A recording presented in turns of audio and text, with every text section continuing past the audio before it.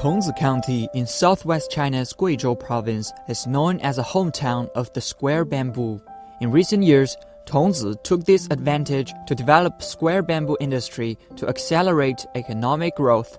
Since 2020, Tongzi County has been growing more than 1 million mu of square bamboo, with the production of bamboo shoots reaching 55,000 tons and the output value at 650 million yuan in 2021.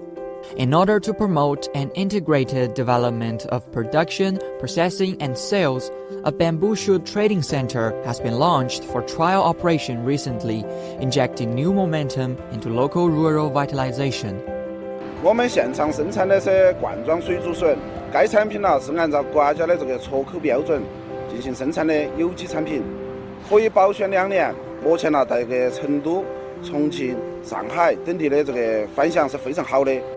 The Bamboo Shoot Trading Center has 4 fully automated production lines with processes including canned boiling, quick freeze preservation, drying, and cold chain. 棒竹笋的这个采购的这个周期比较短，我们的这个方竹笋这个交易中心的建成，能够大量的把我们老百姓的一些竹笋收入过来。